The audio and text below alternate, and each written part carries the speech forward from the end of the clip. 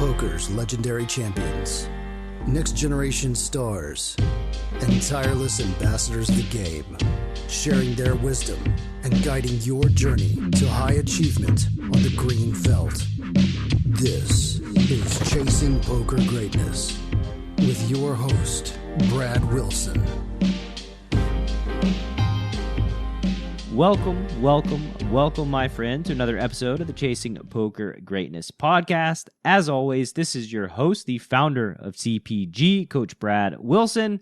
Today's guest is one of my top 3 favorite humans in the world of poker, the founder of Poker Detox and co-host of the Beyond Poker podcast, Nick Howard.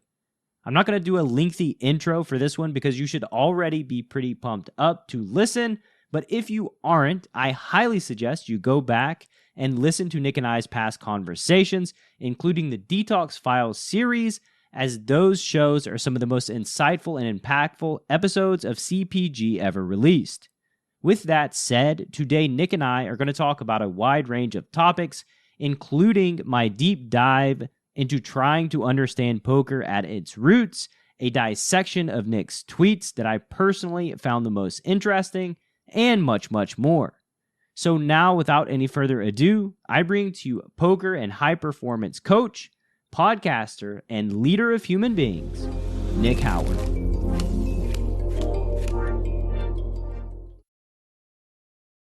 Nick Howard, how you doing, sir? Hi, Brad. Thanks for having me back. It's always my pleasure. It's been too long. It's been maybe like a year and a half. How long?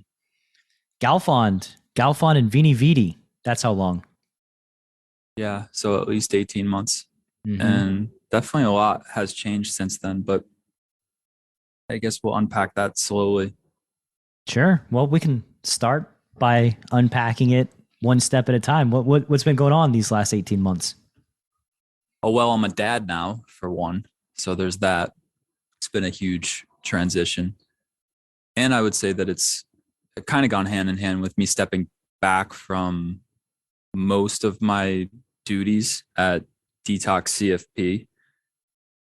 I guess they just sort of go together in that way. Like I literally couldn't be doing as much as I used to be, but at the same time, I had some of the better players from the team step up and take responsibility in officer roles, which was really nice and allowed me to delegate a ton. So I feel like that project, the CFP project, is sort of where I always hoped it could be without me. And that sort of led into another stage of personal development, which was learning how to not do as much. Harder than it seems, apparently, for someone like me. Yes, I think that was. I feel that. Might have been something that we had just touched base on. I don't know, maybe toward the beginning of the year. You had asked me to come on the show, and I initially accepted, and then I had to message you back and be like, I'm dealing with too much stuff right now. And it wasn't even that I had too much to do. It was, I was just kind of really having a difficult time not doing anything at all. It's very backwards. What do you mean by that? Like not doing anything at all? When you're a high performer or an overachiever, type A, and choose whatever label you want there, it's typically the hardest thing to do to stop working out. I hear this a lot with the metaphor of Olympic athletes. That's why I use that term, working out, where like they're training. And the thing that is the hardest to get the Olympic athlete to do is to get them to rest. So I had a pretty difficult bout with that initially. There was a couple things attached to it. It's like I'm not really used to having to depend on anyone. It's kind of like an armor that I had built up along the way, which was probably my advantage.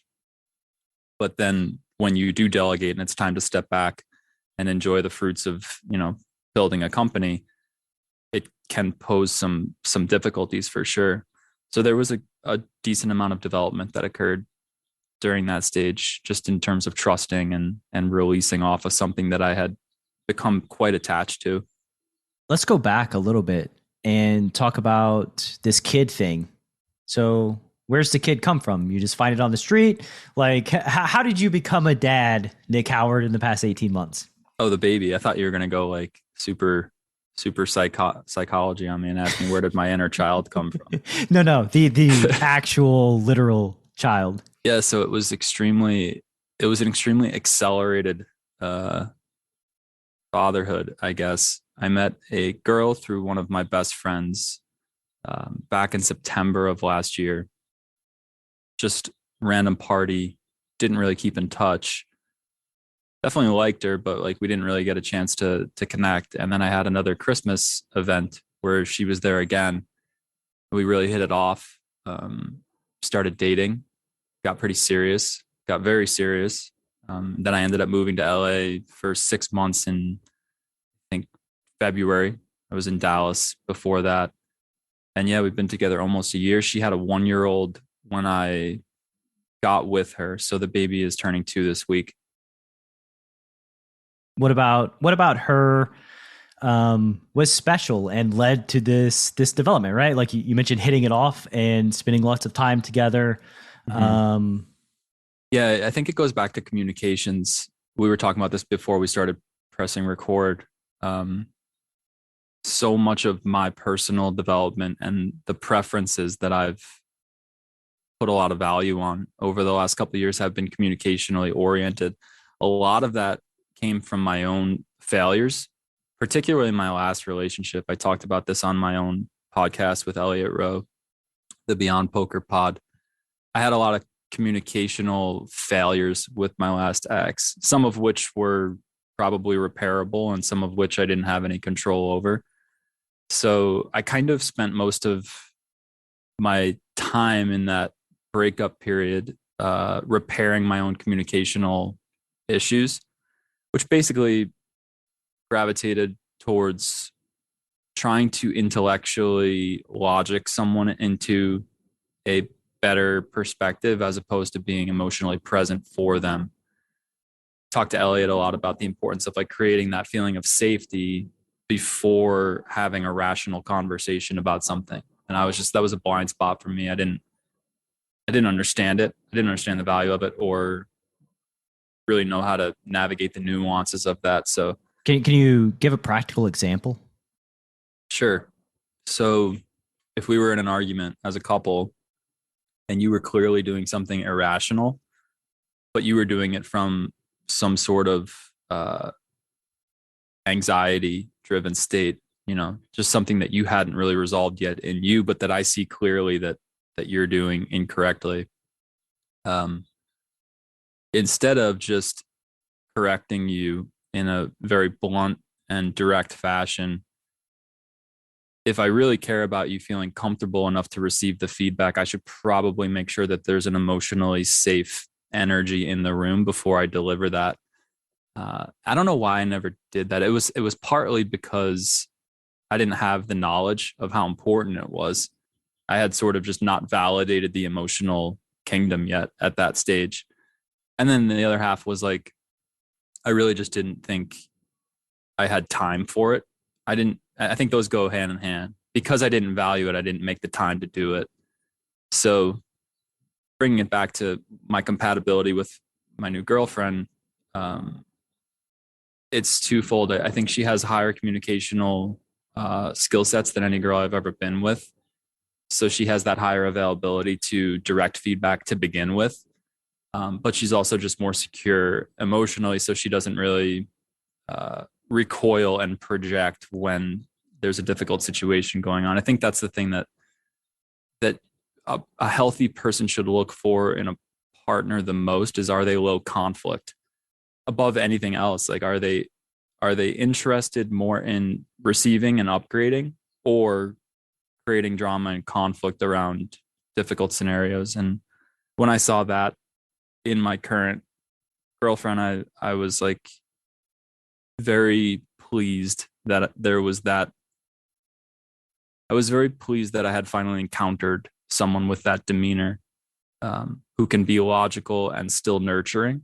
Sorry, girls. I mean, that sounds pretty bad, but like up until that point, I really didn't have a reference point for a woman who was balanced logically and emotionally.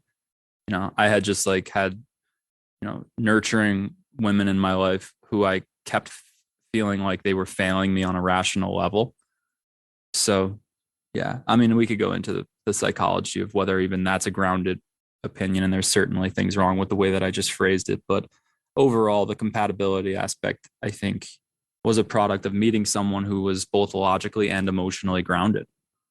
I think it works both ways, right? Like there are certainly not a small percentage of males that also operate from that same defensive perspective whenever getting feedback that, oh, maybe there's something you're missing here. That's like totally logical from their partner, right? It's always easy to see it when you're not in an emotionally compromised state. I think that when emotions are high and you get into defense mode, then it's about making sense of why your emotions are high, which shuts you off from getting feedback or being receptive to hardly any positive feedback. Totally. I've probably said this 3 times before on other shows, but this quote that I really like is when someone is in that state that you just outlined, it means they're light years away from being reasoned with. I try to hold that in mind when I'm navigating those spots, like that there's time and a place to inject logic. And it's usually not now when emotions are high. And I think for some practical things that the CPG listener can take away is like gaining awareness of when your emotions are heightened in the first place is like step number 1. Just being aware that like, oh, I'm about to say or do something that is based on this feeling that I have, and maybe I should pause and, reflect before I just go berserk, right? Like it's this awareness that you're angry or you're frustrated or you just whatever, you're in cognitive dissonance, whatever it is. Yeah. And if you can only do that, if you can just become someone who has the ability to insert that pause, I think that's like 80% of the hard work. I mean, clearly it would be better if you never had any sort of negative emotions that could be triggered in you. Clearly that would be preferable, I guess. But in terms of you being able to behave in a logistically accurate and compassionate way towards the rest of the world, which is really how you get your results when you start to network with leverage and do business with leverage. If you could just handle that part of you, like insert 3 deep breaths every time that you feel yourself compulsively drawn into action, it's so profound for your results because you just get ahead of all of these neurotic pathways that would self-sabotage you otherwise. And you gain visibility of your own blind spots.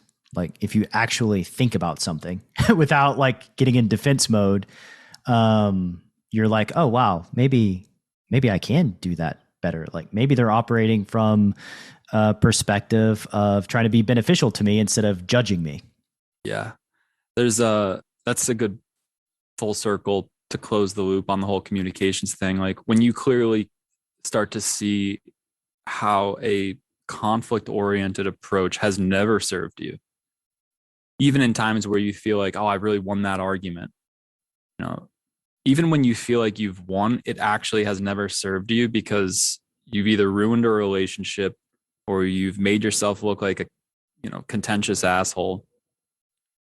Tell a quick story that Pat and I sort of had a laugh at yesterday. I'm at an Airbnb right now for the 3 months or so. It's been the worst experience ever. I guess quick side note, my one Airbnb advice for anybody listening, and this is coming from someone who's used it pretty much as my main rental platform for the better part of a decade. So like I've been around the block. I have never had an experience as bad as the one I'm having right now with a host, mainly in the neglect and communicational department. So let's just say communicational neglect, resulting in us like not having hot water for 3 weeks, not having a dishwasher, stuff like this. My small piece of advice would be never rent on Airbnb unless you're renting from a superhost. The Airbnb platform does very little to support you if you ever have problems. Like they'll make sure that you're safe, but they won't enforce basically anything else. They just don't have incentive. And that was something that was new to me. So that's a side note. Always rent from a superhost on Airbnb, pay the extra price. It's worth it. So this fucking guy has just been giving me like a really hard time about everything up until yesterday when all this sort of culminates. They were telling us there was like a roach infestation behind the dishwasher. That was why the dishwasher battery had been like chewed out. So there was an appointment scheduled for Terminex to come, and it was scheduled for noon. I woke up at 11:42 yesterday morning. Pat's visiting here for the series. He's my brother, for those of you who don't know. There was a message on my phone from the Airbnb host that says, Terminex is outside. I'm manually unlocking the front door for them because you've made such a fuss about this. Which, first of all, is ridiculous because, like, to make a fuss about a roach infestation, not that outlandish, in my opinion. So I like walk outside and I'm like, well, it's 11:42. This message was sent at 11:08 a.m. I don't see Terminex. Nobody's in my house. I don't see Pat. So I send a message back that says, what door did you open? And I don't see anyone here. He immediately sends a message back. It says, cut the bullshit, Nick. I have video surveillance of you opening the door at 11:15 a.m. Are you denying that this event took place? At that point, it connects in my head. Okay, so Pat must have opened the door. He thinks I'm Pat. And so it's a good example. I told Pat after we had a laugh, and it's a good example. Pat tweeted, I'm guessing it was about this. I didn't ask him, but his tweet yesterday said, it's impossible to overstate the lengths to which people who distrust the world self-sabotage. It's a pretty good example of what's going on here. This guy has clearly a lot of unresolved shit in his past that would make him think that people are deceiving him always. And so he immediately jumps to conclusions that I'm like denying some event that took place, as opposed to giving me the benefit of the doubt that there might actually just be another human being in the house that opened the door.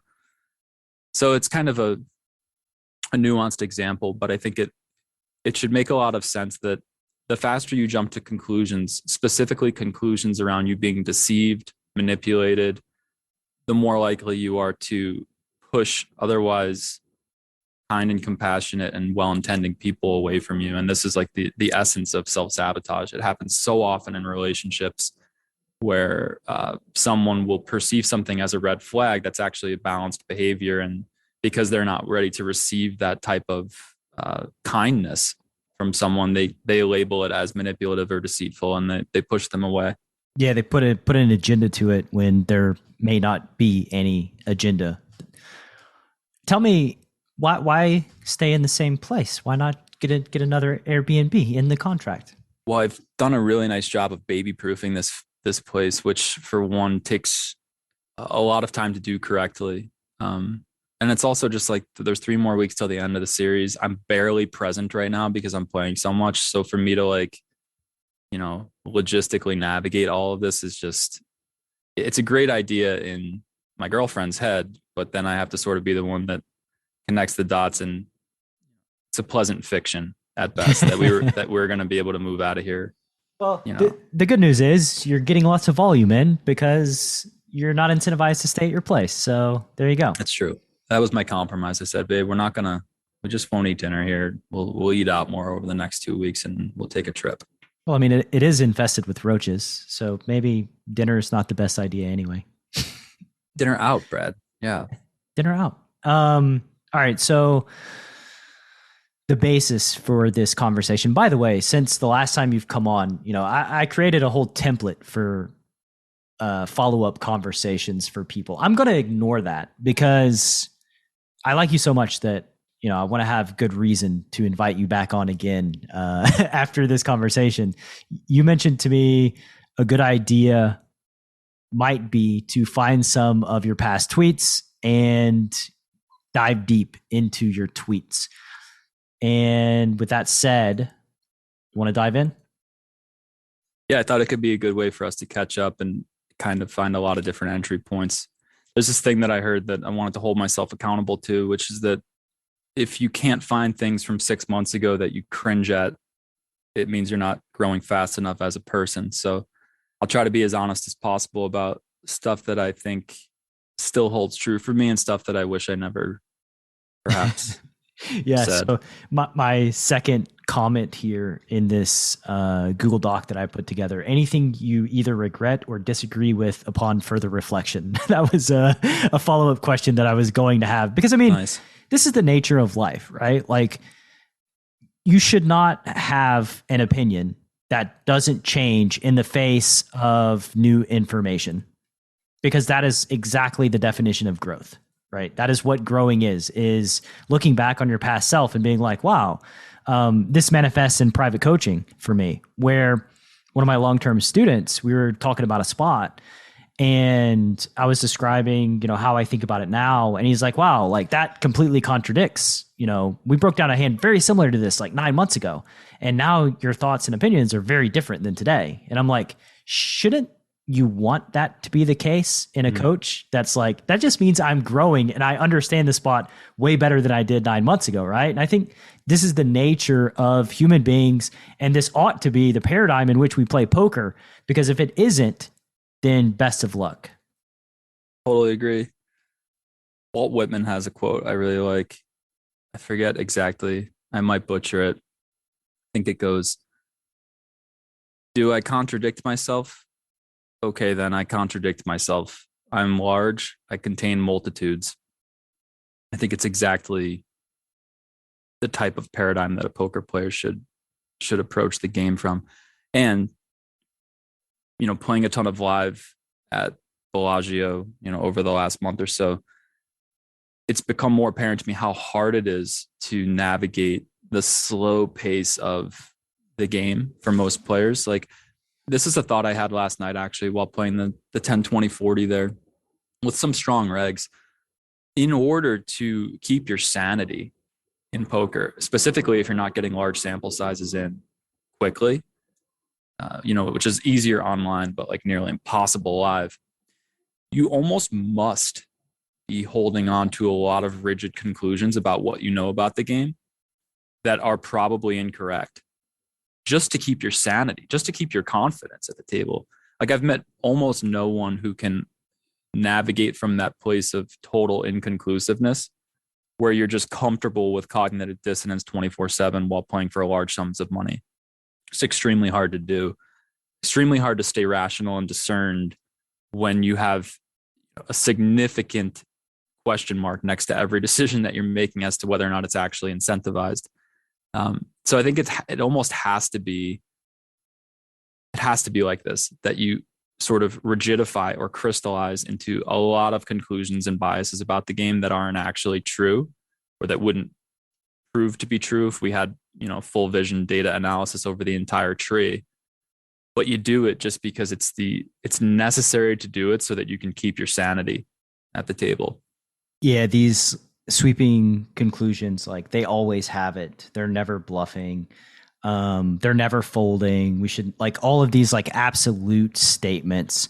Like, I've looked at a lot of data and I have not found one fucking spot where somebody just always has it every single time, right? So like, there's a spectrum of the frequencies, and yeah, the feedback mechanism in live poker is just, it's so slow and it's hard to gain visibility of all the spots. So basically what you're trying to do, and the way that I think about poker these days, actually, I think about poker as a series of maps. On each street, with each decision that you make, there is a map that you have constructed or are constructing on the spot through lessons that you've learned in poker, but you're navigating with these maps. And most people, their maps are atrocious, right? Like, this is just the reality of the situation. My maps were very flawed when I started gaining visibility from a macro level of what the fuck is happening in poker. They were very flawed, and I got to upgrade them, which was very nice. But a map is better than no map in most situations, I think. And what happens, especially with the influx of solvers and folks trying to emulate solvers, is they're getting a series of maps, and those maps lead them to some measure of success. And they accept that those maps are the gospel, when the reality is those maps could be upgraded if that person is available to upgrading them, right? And that's how I think of like the rigidness you described of live poker, is like, people have these maps, they use them to navigate. those maps have led them to some measure of success in the live arena. Therefore, they accept that these maps are the gospel without realizing that, oh, wow, these could be upgraded substantially. Yeah, I think it's a very good explanation. That's it. The end. I could elaborate, but I feel like it was well-rounded. And, maybe the only thing I would add is that for the most part, often their application of that map isn't even what they think it is. It's just informed by whatever biases they're unaware of. Marinelli used to say something like this. I think that like the people who think they're implementing quasi GTO, the people who think that they're actually implementing those solver maps accurately and winning a lot are usually just people who are comfortable investing more money than others. So they tip aggressive, they tip call heavy, which is actually what's incentivized according to the data analysis versus the pools. So their interpretation of what is actually, close to GTO is actually an exploitative blueprint that they are not even really consciously aware that they're applying.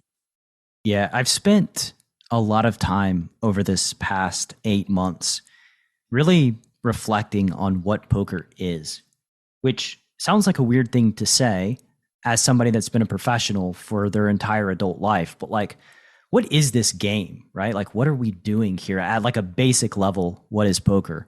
And I mean, it's a game of pot odds. I think this is first and foremost and most obvious that somehow people fuck up like routinely is like pot odds exist to incentivize you to call very often and to also make it to where you bluff very often as well, right? It's the way that the game is constructed. So it makes sense that somebody that naturally calls a lot and bluffs a lot will just have success because that's how the game is wired.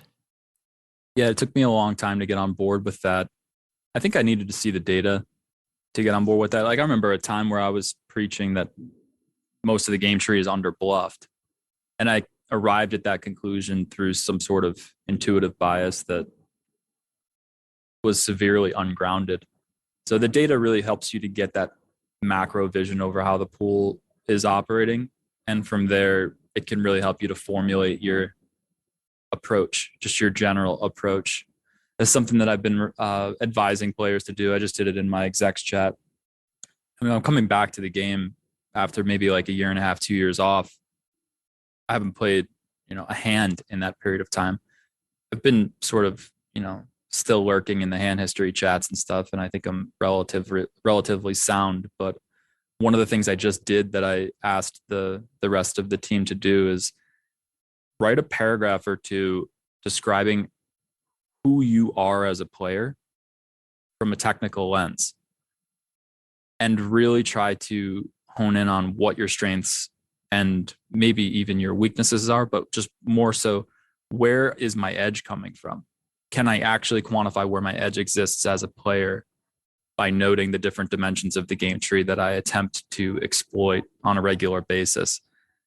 So I don't really want to give mine away, but I think it's a really useful exercise to be able to gain that macro vision over, okay, like what am I really attempting to do when I sit down to play this session?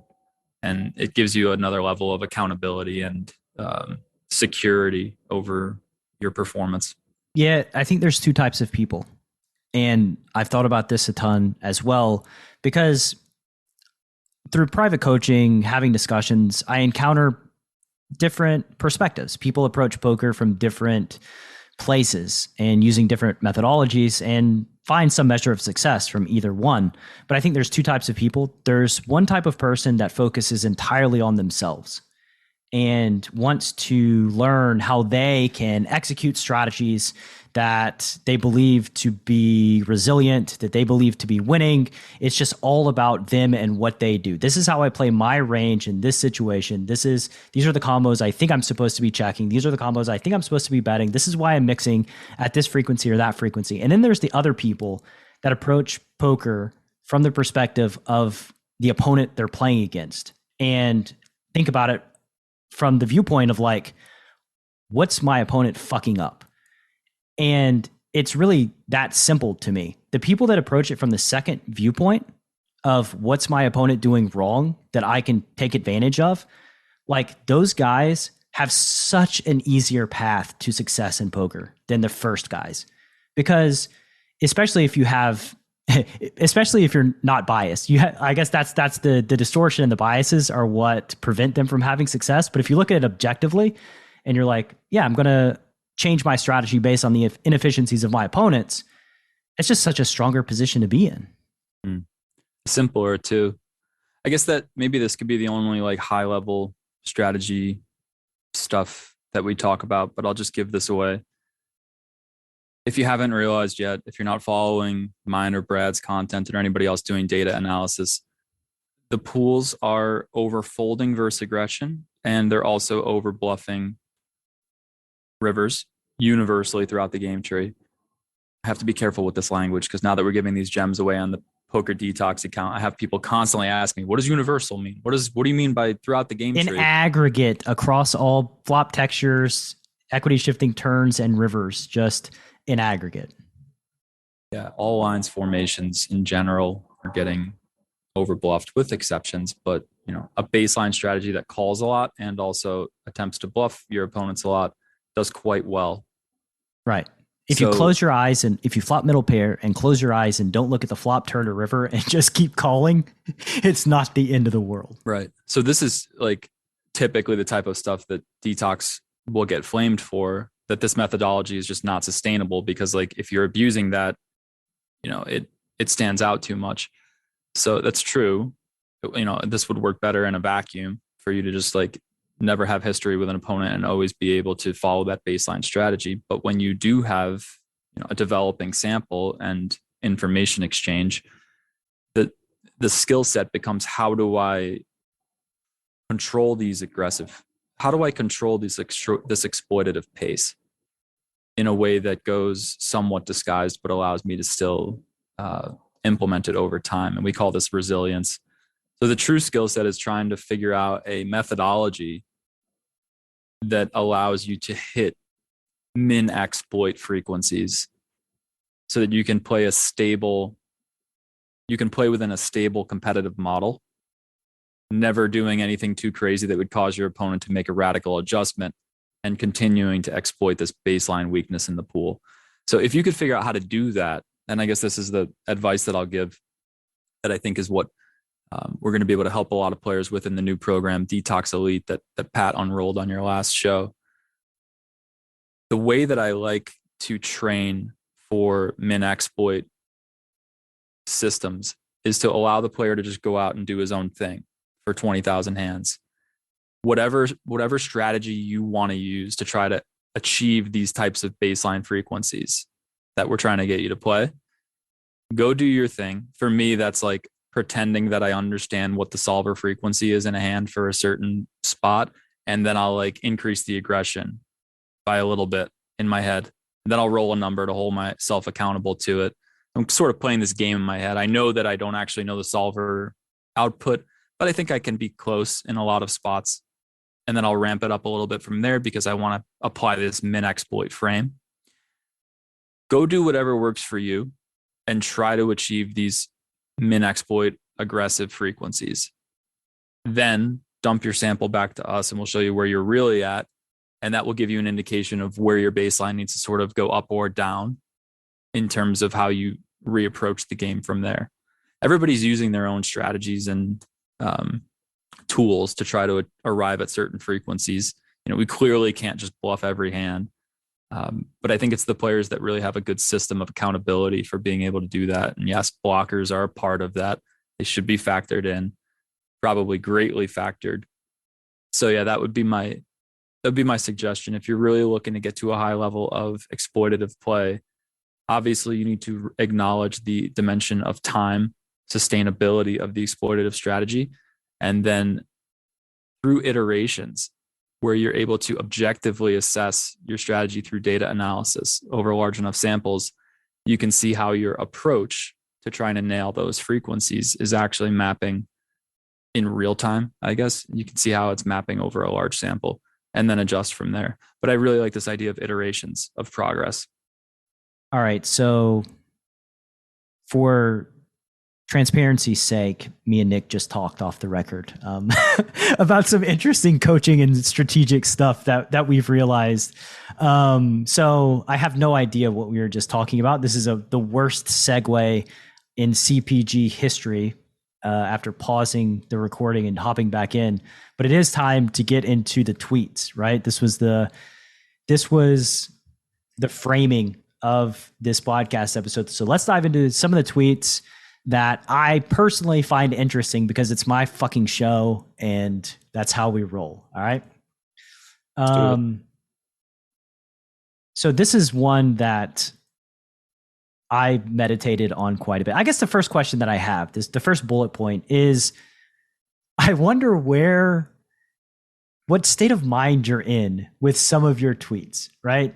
Like, what time of the day are you typically tweeting? Are you tweeting from clarity? Sometimes not so clear. I know you've mentioned that you tweet drunk a lot. So I guess we'll start there. Yeah, I haven't been drinking as much this year, actually. I think it's a big upgrade. I remember you told me in Atlanta that alcohol really fucks with you. And I think, if I'm being honest, I can be drinking regularly and push through my daily activities, but it really messes my sleep up.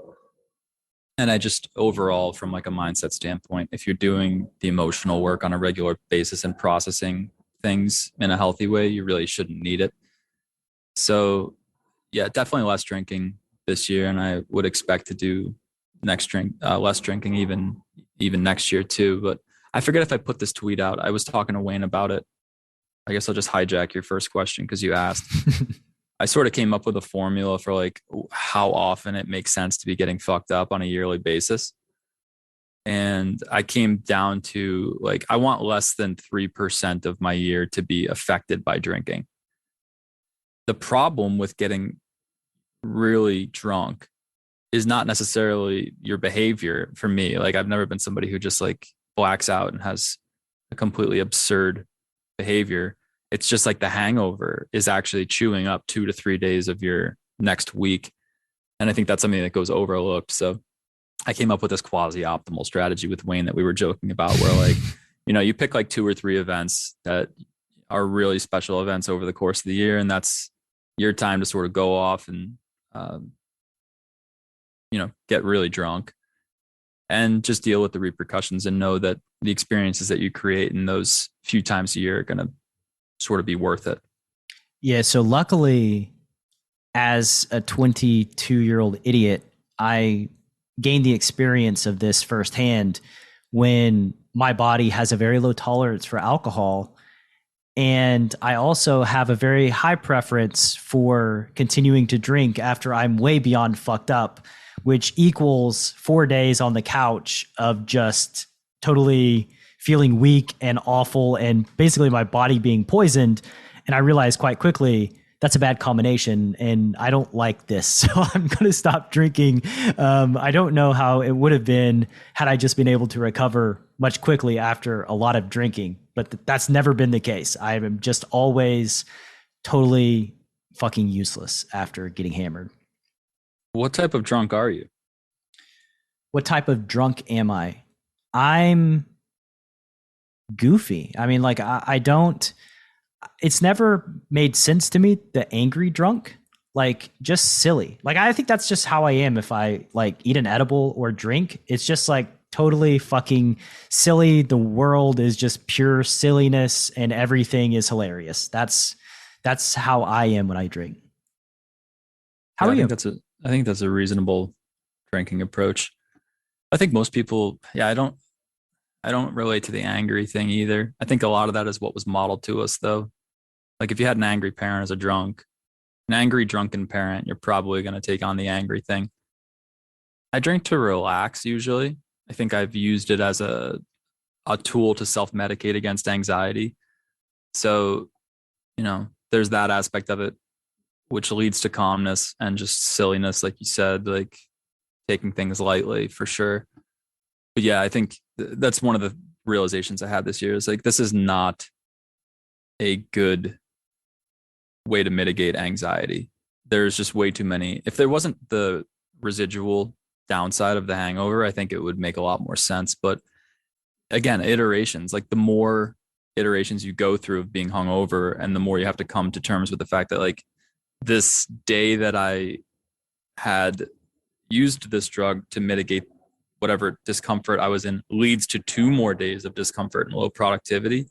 It's just hard to reckon with. Yeah. Or hard to keep rationalizing, I guess is a better way to put it. Yeah, I do like state of mind altering things. I think human beings sort of trend in that direction naturally. Like, I don't know about you, but I heard on a podcast one time that like kids will like spin in circles to get dizzy because they like the way that it feels, right? Like, and as adults, I've finally gotten to the point where I trend to like, okay, if I am going to do something that alters my perception, then it's going to be in like the weed arena, some sort of edible, maybe some mushrooms or something like that, in an environment that's where I'm taking as many precautions and doing it efficiently and optimally, not just doing it, I guess, to go nuts. So weed is your preferred drug? Well, to be fair, I haven't tried all of them. So thus far, weed. Although I do have some mushrooms that I'm excited to, find me a shaman and go through that experience. I know a few guys who are just low dosing throughout the whole series on like shrooms or acid. They're like strong players too, that just like use the series for like this low dosing adventure. I couldn't imagine you being friends with weak players that are dosing acid throughout the series. Just totally delusional noobs. Yeah. Anyway, where were we? I keep hijacking your Twitter threads, but that was one that I'm not sure if I posted, but it's definitely like a very long journal entry that I wrote that probably took me like a year to compile about why drinking is not as useful as I used to think. Yeah, you do keep hijacking it. I don't even know how long we've been on this, but we haven't read the first tweet yet. In a world where a fish dog bets the flop, and you don't know what to do, one man, Coach Brad Wilson, has a surefire plan to neutralize flop leads and rip that dunk to shreds. Nuffle. Available now. Go to chasingpokergreatness.com/Nuffle. Rated R. The first tweet. What if no quote unquote thing is actually confusing? What if reality is actually very clear and confusion is the felt sense of bias that if you take deep, it leads to an interesting shift in accountability? This is the one that I thought about a lot. And I don't remember this one, but okay. I don't like the way I worded it. Sorry, go ahead. Yeah, there were actually some grammatical upgrades that I added because you may have been in a Drunk. Yes, you may have been drunk because this was from like 7 or 8 months ago.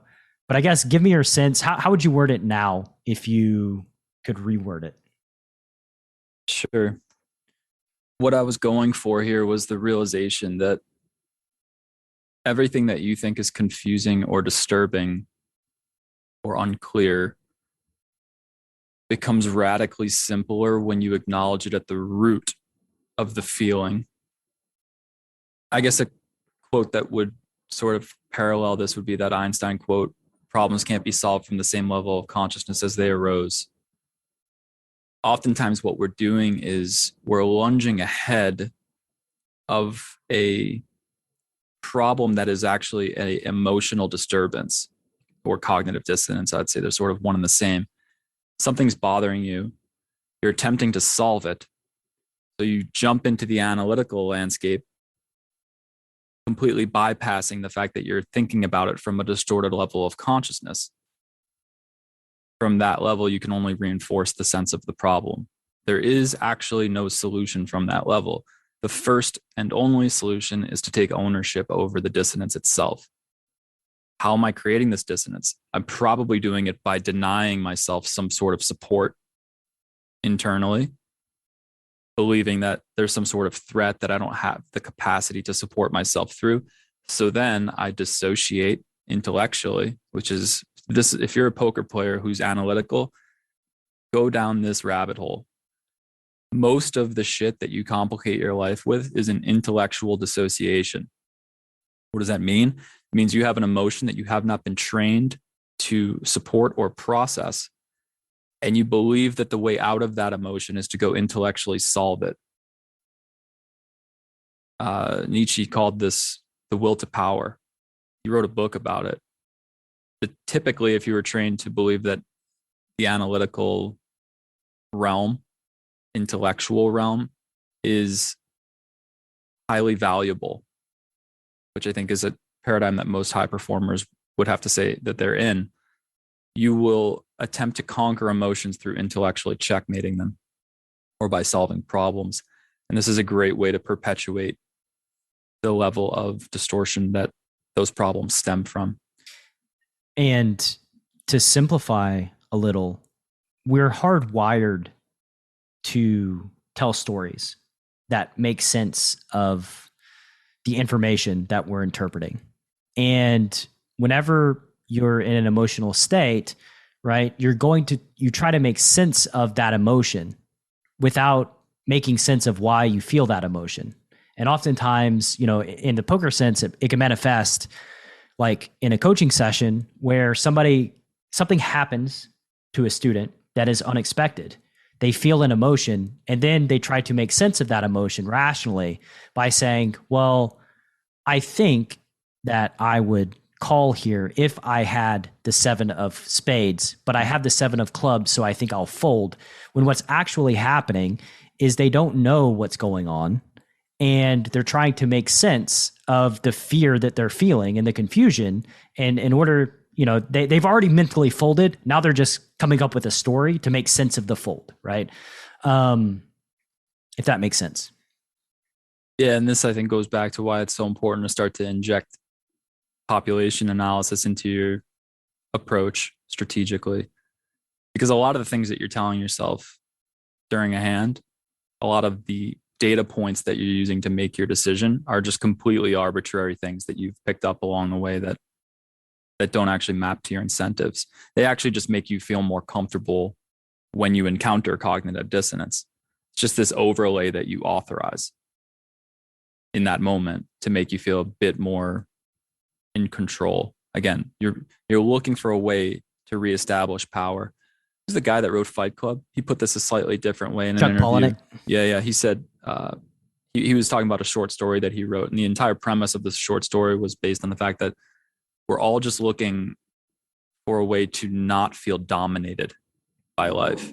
And I think this is what you get when you have that fight or flight response. That's what people are dealing with. Some people default passively, some people default aggressively, but we're all intellectually dissociating in some type of way from that core emotion of feeling powerless. And from that point, all of these different pathways of distortion present themselves. On a practical non-poker level, right? Like it's sometimes biological, that it's hormonal, it's cyclical, right? Where like you just feel you have an off day where for whatever reason, you're feeling anxious or you're feeling angry or you're feeling depressed or sad. And it's for no reason other than biological. However, we want to create a story as to why we're feeling sad or depressed. When there is no story, we want to say, oh, this person didn't respond to me after I sent them an email. Maybe it's them that's the problem that's making me feel this way. My wife didn't make dinner last night after I told her she was hungry. So she's the villain in this story. When the reality is you just feel the way you feel and you're trying to come up with some sort of story to make sense of that feeling. And it's a shame too, because there's so much energy wasted on it. Jason Su's really good at this. I love how he narrates presence and the importance of it. Something he said that pops out to me after what you just said. It really doesn't matter if you feel anxious or fearful. In fact, you're always going to have to deal with those emotions. What matters is whether or not you can create that space where you understand how to relate to them so that you don't lose your discernment power amidst them. super nuanced point, but like a lot of people who take up like mindset work, they head down this toxic masculine path of like, we're going to repress all negative emotions.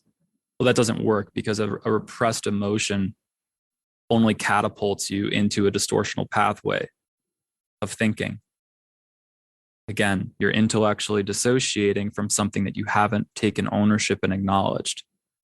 The only pathway that can emerge from that is something that's ungrounded and jaded. You want to put that in scientific terms. How are you supposed to identify accurate data points if you're, it's almost like the target that you're aiming at is now moving. You want to understand how hard it is to hit a moving target compared to a target that's standing still. When you are working from an unresolved emotional space, you're basically creating a moving target. I think it's a cool metaphor, actually. I never used that. And just to, circle back around, like the reality is, if it were so easy to bury your emotions and switch them off, then anytime you got bad news in the world, you could just switch them off like a light switch and not deal with it. But we all know that you just can't fucking do that. And thank God that we are emotional creatures, because that's what joy is. That's what life is made of. These are like the moments that are most valuable to us as human beings, are experiencing emotions. And so to try to like switch them off, to me, it's futile. I guess like maybe a sociopath can, but that's probably not something to aspire to. Certain people get very good at it. I would say many people are good at repressing the emotion. I don't know what they feel. That's always been something confusing to me. I've personally never been able to fully ignore the emotional landscape. I've been really good at trying to counter it, but it was always there for me. My analytical insanity was always driven by a deeply uncomfortable feeling inside. So that was always how I was going about trying to solve the problem. And even the language there is interesting, because emotion is not actually a problem. If you label it one, you will encounter the negative side effects of perceiving it in such a way. Yeah. But I don't know what other people experience. I think that's one of the reasons why I've often felt like I might be just like everything I say mindset wise might be falling on deaf ears often, is like, this was something I almost tweeted yesterday on this note. If someone is not suffering deeply, which I think should almost be the first question that a therapist or a performance coach should ask. And if they say, I'm not suffering deeply, the follow-up should be, how frustrated are you? If they don't seem to be frustrated or suffering, there is no real purpose in performance coaching, because there's just not enough incentive yet. There's no problem yet. You're satisfied with your current approach and how it feels for you. There's very little we can do until you, specifically with, changing perspectives, because we already know how much resistance there is around doing that. If you don't have a catalyst, if you don't have evidence that the way you're going about it is making you miserable or at least frustrated, we don't really have that high of a ceiling. Yeah, I mean, the incentive's just not there, right? And life, but that's not a bad thing incentive. either. Of course, there's guys that get on coaching calls, and unless they're totally delusional, like in which case, is that a problem? If they're like, I'm not feeling any suffering, and yet everything I do is futile. If that person, okay, in that case, I would say we have to trust that through iterations, that person will create a space for self-accountability to arise naturally at a pace that is reasonable for them. And I think that is one of the natural ways that life teaches it. There's this mounting incentive in the form of emotional dissonance that forms. Are you frustrated yet? Are you suffering yet with your approach? Are you suffering from the futility of your approach yet? If you suffer enough, you become more available to change. So I don't think it's a problem if somebody's not there yet. In fact, I almost am really satisfied with those coaching consults. You meet somebody, they seem to be interested in coaching. Then you ask them, where's the problem? They're like, oh, actually, really happy throughout my entire day. I don't really feel any dissonance. Okay, we're done. and congratulations. Like there's no value judgment there on whether or not you're delusional. It's like your experience is working for you right now. You have what you want right now. You don't need performance coaching. But then if they say, but I don't have the results I want, what do you mean? Well, I say, but that's not causing you any real suffering. And then they're sort of just in this weird checkmated position where now they have to double back and say, no, but I am really frustrated by my results. Now maybe we have a thread. People don't really know what they're feeling often. I think, like you said, I mean, everybody's dealing with emotions, but we're very bad at interpreting them. And some of us are better at repressing them than others. So mindset consulting is pretty interesting. And just communication with people is interesting because the conversations that light me up are when someone demonstrates that they have keen awareness over the interpretation of their emotions. There's a lot of potential in those conversations. I think about this from my own life perspective and journey. And I think it's interesting how, like, I know as a child, I never let myself feel excited about victories, competition, success. Like, I remember being a kid and being 8 years old, playing in the Dizzy Dean Little League World Series and going undefeated all through All-Stars, winning the championship game and feeling relief. Like, I remember just everybody's jumping up around me and they're just like pumped. And I'm just like an emotionless robot that it just feels relief that we won. Like, even afterwards, my mom asked me, like, Brad, how come you're not celebrating like everybody else? And like, I had no idea how to even deal with those emotions as an 8-year-old. And I don't know if it's biological, something that I learned as a child, most likely something that I learned, but it's really hard breaking out of that. And giving yourself the space to be like, yeah, I feel fucking great and I'm going to express that. And that's okay. Yeah, I think it has to do with how we learn to deal with stress. And a lot of that is just what's modeled to us. Or I think the biological part, the way that I see it, is certain people, call it randomness, you can call it chemical. When put under performance stress, the way that we default, I'll use that fight flight framework or freeze, which is actually like the new age framework for the third option.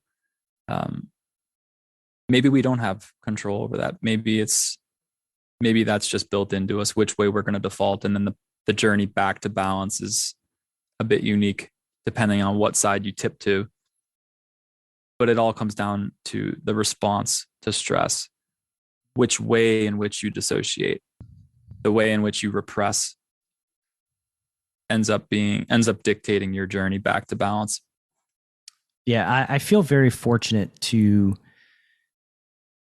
be constructed in a way that, like, if I get pushed down, my immediate response is to fight back. I could be losing at something with no hope of winning, maybe a 2% hope, but never give up. Like, always fucking fight till the bitter end. In some ways that served me well. In other ways it has served me fucking atrociously. But in the poker sense, I think it served me pretty well. It's probably a more resilient paradigm than the passive accepting defeat approach, for sure. And in your defense, it probably maps better against the tendencies of the pool in poker to fight back. So props. Sure. Thanks. I mean, I didn't earn it. I don't know that I deserve it. It was a natural part of me that, you reconcile as you get older.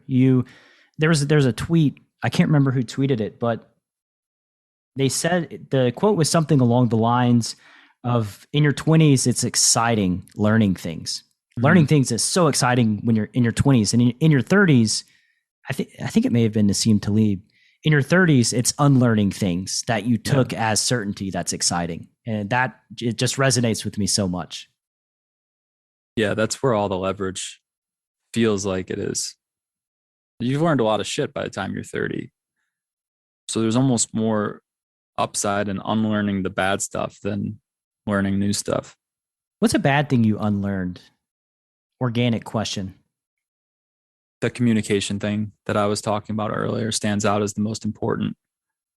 Realizing how important it is to step down from every single power struggle the moment that it arises has been probably the healthiest, most accelerated pathway that opened up for me in the last 2 years. It takes long vision to see that too, especially in business negotiations, but all good things come from letting people sort of have their way while maintaining appropriate boundaries. I think that's the balance, the nuanced balance that needs to be included into that statement. How do you do that? Intuition develops throughout more pattern recognition of the types of people that are healthy to deal with. Just in general, like someone who is operating in a secure, healthy, compassionate way is probably someone who has a higher potential of landing in your very inner circle. If you take that too far, you'll end up passing up on opportunities with people who might not be as balanced, for lack of a better way to put it, like emotionally balanced, but there is still a place in your network for that person. There's a boundary point where you could place them, where you guys could still have a functional relationship, but that it just doesn't move beyond that point. So I talk a lot about this in some of the networking podcasts on Beyond Poker if you're more interested in it, but there's a lot of nuances to network boundaries. And I think striking that balance between being someone who is very submissive in terms of I will not get involved in conflict with you, but also very assertive. You will not push beyond this point because that just becomes overly controlling and abusive. Being able to strike that balance kindly is the skill set of a powerful communicator. Yeah, and it's difficult, especially when somebody's operating from a space where they're not receptive, right? Like the emotion hits them, and now they're making sense of the emotion. And the reason they feel this is because you're a fucking asshole, and you're operating from the perspective of what you're saying is logical and rational and makes sense, which may be true, but doesn't really matter because it's never going to make its way to the other person. Understanding how that works mechanically, that people will always interpret you and misinterpret you quite often, no matter how strong your communication is, no matter how balanced your communication is.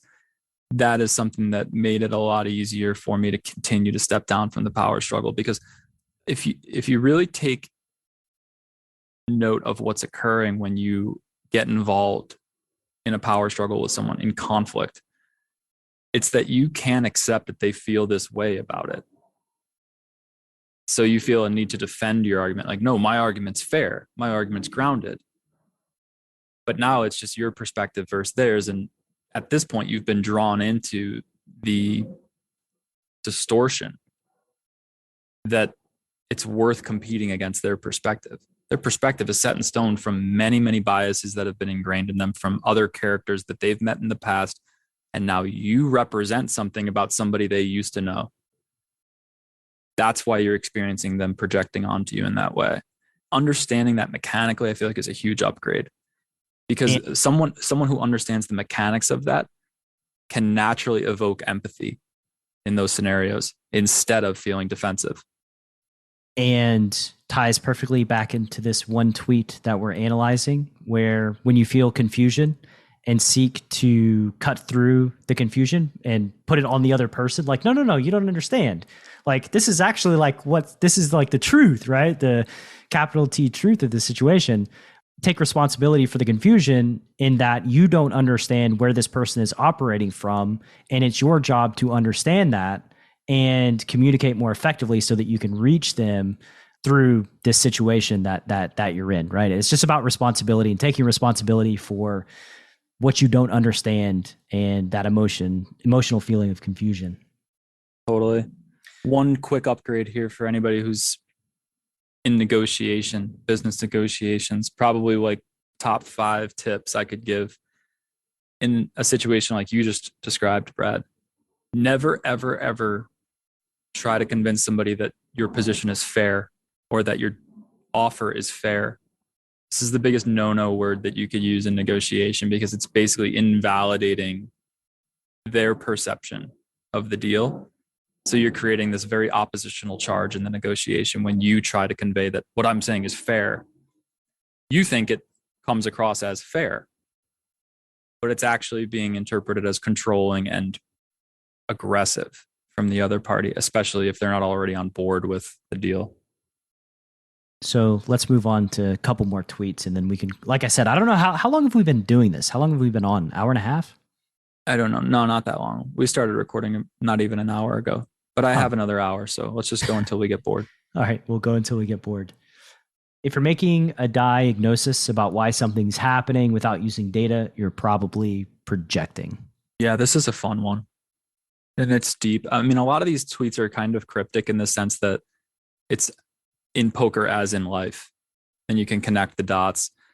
Lately, I've been trying to clean that up by like using the Joker poker symbol on stuff that I specifically want people to register. This is poker oriented. So I try to help out with the crypticness because I know it's the one. Have you communicated that? Because I saw all the Jokers and I was like, I don't understand. He just likes pirate flags and Jokers these days, I guess. I don't know. I figure if I put a player card next to something, it'll speak to the poker audience a little bit more deliberately. But this one, it has a lot to do with deep level projection. Like what I was just saying about if somebody gets triggered with you and you're not necessarily doing anything that you feel is unfair or wrong, for lack of a better way of putting it, it's likely that you have fallen into a category of behavior that mirrors an overly dominant figure of their past, an overly dominant character of their past. You just did something that reminds them of that. Now you're experiencing that projection. So when I speak about how projection occurs when you don't use data, we can look at that through the poker landscape, and we already have, where it's like you're carrying a lot of pre-existing biases forward that have never been challenged by population analysis around how the pool behaves. If you don't challenge that, you will continue to act on that projection. It's a projection because it's not real. It doesn't map to reality. It's actually just a figment of your imagination, a relic of the past. If you take that into the interpersonal arena, like real life, people who believe that something is occurring, again, going back to the Airbnb landlord situation or any situation where somebody immediately defaults towards thinking they're being manipulated or deceived, that is very often just a projection of something that occurred to them in the past. Selection bias occurs everywhere in real life. And this is why another tweet that I said, like, if kindergarten just taught selection bias, the world would be instantly become a better place in one generation. See this with Black Lives. Selection bias? I'll give an example, perhaps a jarring one. If you're someone who didn't understand the degree of selection bias that was driving Black Lives Matter, you probably had an irrational position while that was all going on. Should cops be kinder? Yes. Is there also massive selection bias in terms of how many Black men were murdered proportionally? Absolutely. One of the things that you can just use to understand this is like, picture a world where every single cop has a body cam. And now picture every single event where a person of color is abused by a cop being recorded. And now picture all of those going viral, even if there's maybe just 100 of them. Map that across the entire population, and you're going to see some pretty exaggerated conclusions being drawn about how much abuse is actually occurring, proportionally speaking. So, yeah, there's a podcast that Sam Harris did on this exact topic and looking at the data and the situation. And I mean, it became such a firestorm that you couldn't really, even if you wanted to do research and think about it rationally, you couldn't really express. I mean, it was a real struggle to express any rational thoughts publicly because you're just going to get destroyed by society at large or the population at large. It's very hard to make grounded arguments against a scientifically rooted position that exposes selection bias. I mean, you're just going to get laughed out of the room at that point. If you don't want to acknowledge the severity of selection bias in some of these models that are creating so much commotion in the world, it's like, I don't even know how we can have a conversation until we're on the same page and we both understand how easy it is to be fooled by selection bias. And the media is so good at manipulating it that it just becomes even harder to stay in front of it. Sure. It's a while ago, a friend of mine, successful software developer in Silicon Valley, we were watching a movie and it had a scene with Yemen and the population was like going crazy. It was some kind of war movie. I can't remember what it was, but they were talking about Yemen and they were like, Yemen, violent place, very violent place. And my friend just kind of leaned over and he's like, I've been to Yemen. It's very wealthy and not very violent at all. And it exposes how we see snippets of violence and then make a sweeping conclusion about some geographic area of the world when like the same exact thing can obviously happen to us, right? Like I live a mile from CNN and Mercedes-Benz Stadium where a cop car was set on fire and there were riots and it was like absolutely bonkers for like 45 seconds, right? And then broadcast it everywhere.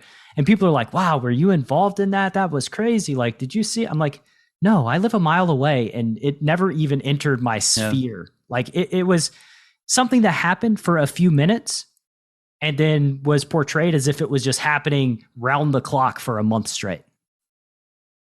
Maybe the hardest thing to become aware of or to accept is even though you've been alive for 20, 30, 40, 60 years, the sample of things that you've actually directly experienced is very, very limited relative to what's really occurring worldwide. So like, if you can just get behind that for a minute or just imagine that even though it feels like you have a very well-rounded perspective, so much of your framework of reality has been informed by very narrow sample size. And then because the mind is not really good at thinking gradiently, it just crystallizes into this very rigid conclusion around, oh, that's the way this part of the world works. Take that into the poker arena and you can see how a lot of these biases form. Like you might have gotten hero called in a spot that is overfolded substantially by the pool. And because you're traumatized by the fact that that one guy called you with ace high in that spot, you convince yourself that you shouldn't be bluffing in that spot anymore. And now you're the victim of selection bias. Yeah, then you're toast. There's a philosopher who, I can't remember the exact quote and I'm likely to butcher it, but basically it was, think about any war that's ever gone down, all the stories, all the media, the way that the story is portrayed, and recognize that none of that is real. And it's through the lens of the reporter. It's through the lens of the editors. It's through one person's lens. And the reality is that there are many stories that are never told that are just, from the people that experience the same thing. And people on one street or in one city may have a totally different experience than somebody less than a mile away. And I mean, we just never gain awareness of all these different stories. So yeah, I guess that's where I'll end unless you have anything else to add on that. No, that feels complete to me. This was definitely one of those cryptic types of tweets that definitely applies to both poker and life. And specifically like this interpersonal dimension of selection bias, how we project onto people, even though they're not deserving of that judgment. It's the main thing that has sort of come up side by side with my skill set as a poker player. As I sort of like, expand away from poker, I've realized this is the dimension of life that's really interesting to me. And it's what I was doing in poker all along, just trying to bucket people, profile people, read information accurately. You take that into the interpersonal networking dimension of life, and it's like, it's almost infinitely more interesting. Well, yeah, because life is much more complex than poker. Kind of, yeah. Okay, so I have something that I tweeted after listening to an episode of Philosophize This that got a total of 4 likes. So it was very well received in the Twitterverse. It was outsourcing your subjective map of reality is very tricky. And I wanted to kind of distill that. But by outsourcing your subjective map of reality, what I mean is, you know, what you said of we accept some truths or rules to life and then we apply them. Like, I think religion is a good example of like, it is a subjective map of reality that people follow and they give up their own ability to make their own subjective map of reality. They just accept it as truth. And I think that like, as I get older, the agreements with myself that I'm breaking all stem from maps of reality that were forced upon me or that I accepted when I didn't know any better. And then I kind of grow out of and recognize like, wow, that doesn't really make a lot of sense anymore. I need to upgrade this opinion or really think about my position here. So just, I guess, any thoughts on subjective maps of reality and how they influence the perspective in which we go through life and Sure. both play cards? Sure. Well, let's use a recent metaphor because Pat, I think, called me out for originally when the whole vaccine thing started. I had in his position kind of like a nefarious perspective on vaccination. Basically, the way I was looking at it was there's clearly a financial agenda going on here that's driving the narrative. I still believe that strongly. But at the time, there was also like some question marks in my head as to like the whole conspiracy aspect of this. You know, is this driving us into like this new draconian era? Is this the first step? I would say when everything began, I had a hard time placing the probability of like a draconian conspiracy. In my head at the time, I remember saying, I think it's like low double digits that could be what's occurring. That was the bias that was pressed out as things went on. Was I started to realize that I had overestimated that number significantly, very, very significantly, which became easier to do as time went on. But I also have tweeted about this, that like the people who still think that there's something dangerous, chemically dangerous about the vax, like that it's being used to like insert nano worms into us and that we're going to be basically controlled robotically, stuff like that, or that it's just poison. This is very ungrounded. There's no evidence for this, not that I'm aware of. If you do think you found evidence, you're probably the victim of selection bias. And having worked through the iterations of that bias, what I came to realize is that most of the people who were vehemently against the vaccine for the reason that it is either the product of a conspiracy or that it is poison are people who are carrying forward a unresolved trauma from the past where they have been deceived in a similar position by someone who's exerting control. You need to do this. Like, realize what that sounds like to the childhood mind. You need to get this vaccine now. It will mimic every single overly controlling or overly dominant character from your past, many of which probably did deceive you when you felt that emotion. And so you project that unfairly onto a situation that very much could have a financial agenda behind it, very much could be handled with below par communication skills, which I think is the major problem with how the vaccine was unrolled. It's just too aggressive. The communication behind it is triggering all of these people who have unresolved issues with overly controlling figures. But the people who are resistant, that are saying that this immediately means there's a conspiracy going on and that the vaccine is poison, that's jumping to a major conclusion. And that conclusion is informed by a projection. I was susceptible to this too. And that's why I was assigning a much higher probability initially to the fact that there's just some sort of severe foul play going on. My position has relaxed since then. Where I do believe that there's some significant financial agendas, I believe the communication is really poor in trying to help people understand the incentives behind the vax.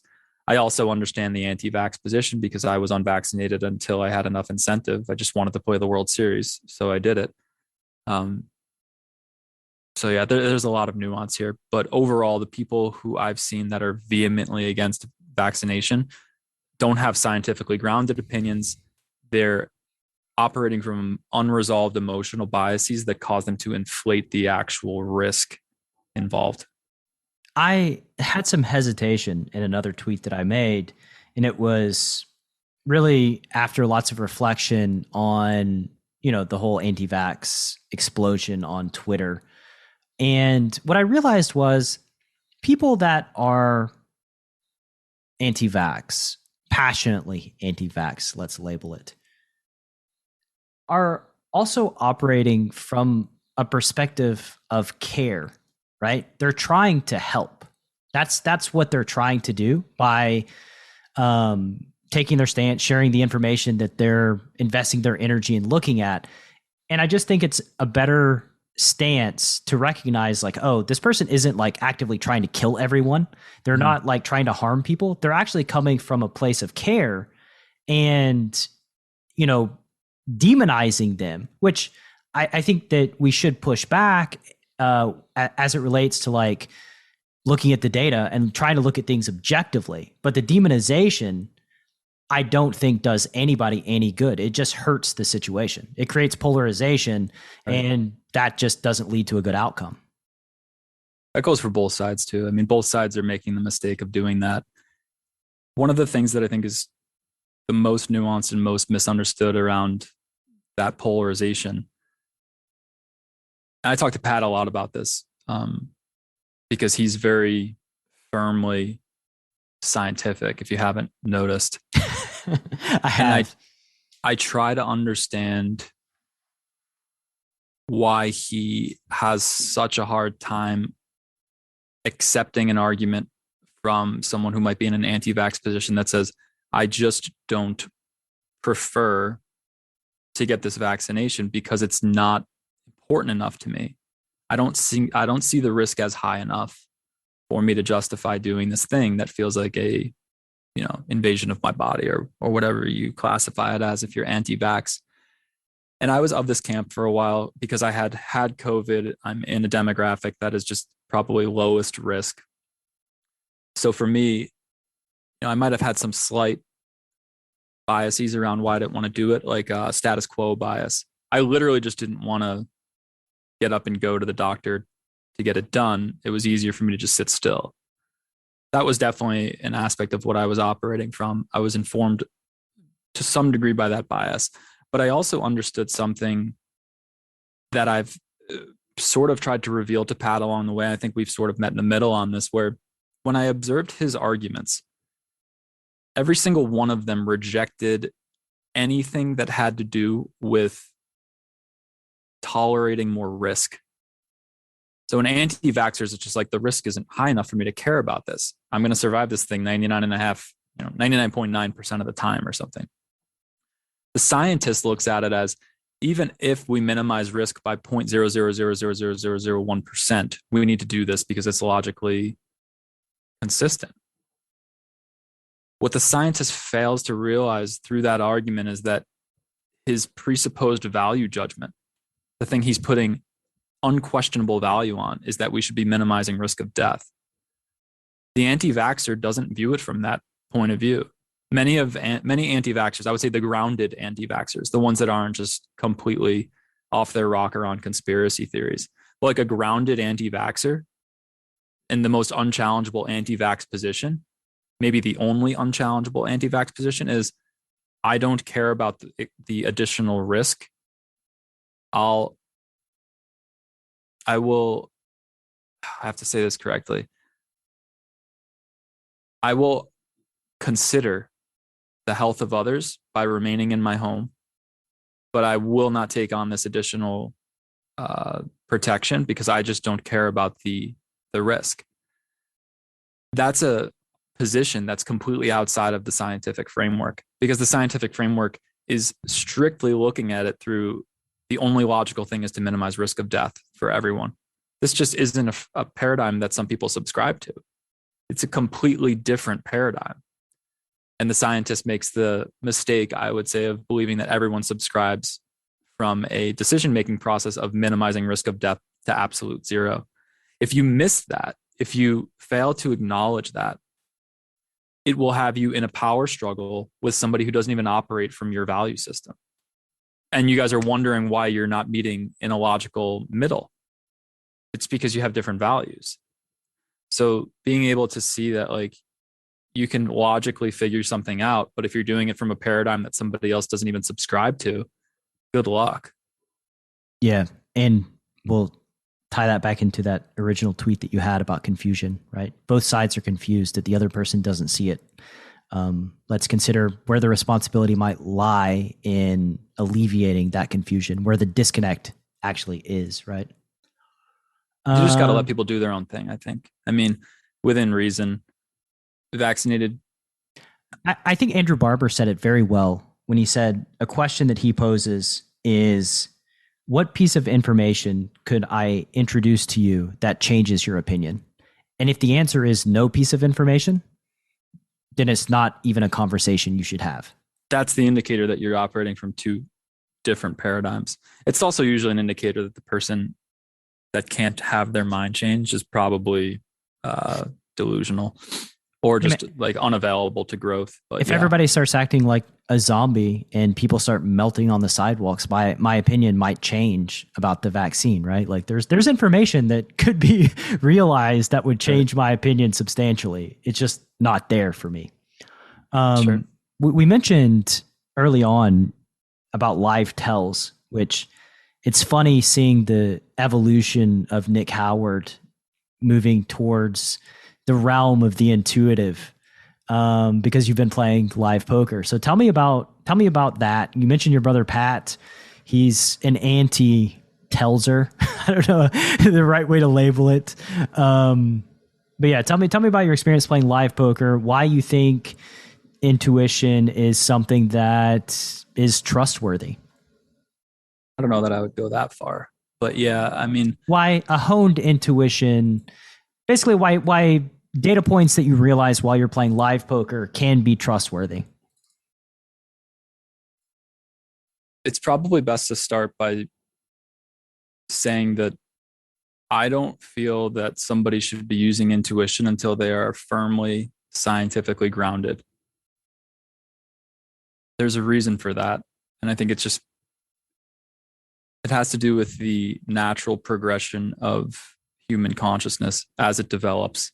Typically, when a person enters a performance arena, we could even just call life the big performance arena, they're in the early processes of pressing out all of these distorted belief systems that you were talking about before, like subbing out these pillars for better pillars.